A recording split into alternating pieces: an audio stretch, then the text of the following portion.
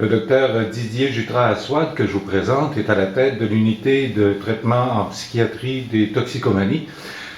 Ça couvre quel genre de service? Comment ça fonctionne? En fait, l'unité de psychiatrie des toxicomanies, c'est un service de psychiatrie au sein du CHUM qui, en fait, a pour but de donner des soins aux patients qui ont un problème de santé mentale et de toxicomanie. Mais quel genre de toxicomanie? En fait, on parle de dépendance à l'alcool, on parle de dépendance aux substances, à tout type de drogue. Composition de votre équipe? En fait, l'équipe est composée de deux psychiatres, donc il y a moi-même, Dr. Jutras-Assouad, et il y a aussi Dr. Chanu, qui est actuellement en congé de maternité. Dr. Côté est actuellement la psychiatre qui la remplace. On a également dans l'équipe une infirmière, une ergothérapeute, une travailleuse sociale.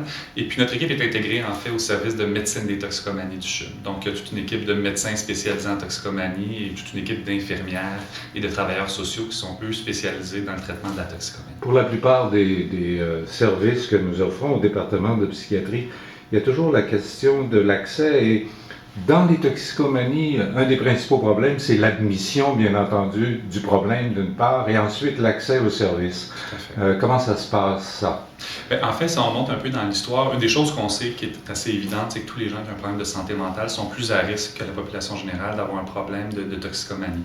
Puis pendant longtemps, en fait, ce qu'on répondait aux gens qui avaient un problème de santé mentale, mais qui avaient aussi un problème de toxicomanie, c'était, on leur disait, allez traiter votre problème de toxicomanie, puis après ça, revenez nous voir, nous, on va essayer de vous aider avec votre problème de santé mentale. Puis ce qu'on s'est aperçu finalement, c'est que souvent ces patients-là n'avaient pas accès à des soins, autant en santé mentale qu'en toxicomanie.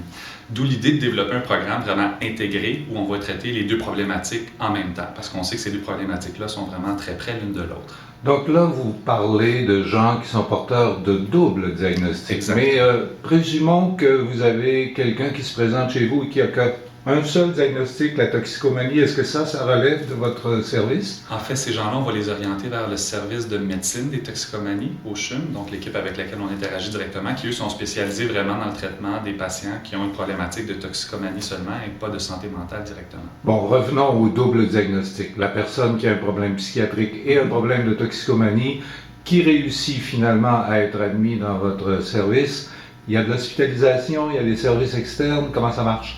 Donc, un des buts, en fait, puis des principes fondamentaux du programme, c'est qu'on essaie de fournir tout un continuum de services, c'est-à-dire qu'il va, dépendamment d'où la personne est rendue dans le parcours, d'offrir des services, par exemple, d'hospitalisation. On peut faire une désintoxication, stabilisation de la problématique de santé mentale. Puis, on a aussi toute une équipe externe, donc une clinique externe. On a un programme où il y a de la thérapie de groupe, du suivi individuel, du suivi psychiatrique et du suivi médical.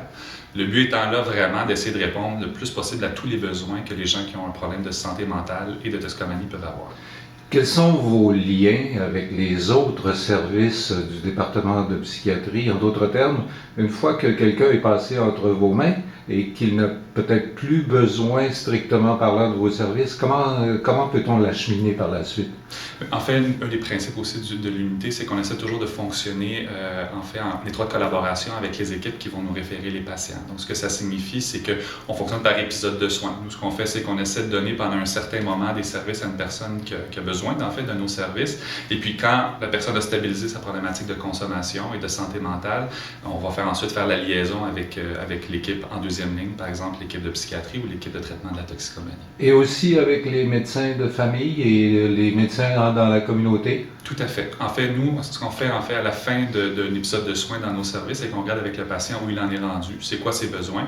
Il y a certaines personnes qui vont avoir besoin d'être suivies en psychiatrie en deuxième ligne, par exemple ici au CHUM, mais il y a d'autres patients pour qui leur situation est tellement stabilisée, les choses vont assez bien, qu'ils vont pouvoir être référés vers les services de première ligne, médecins de famille, centre de traitement de la toxicomanie.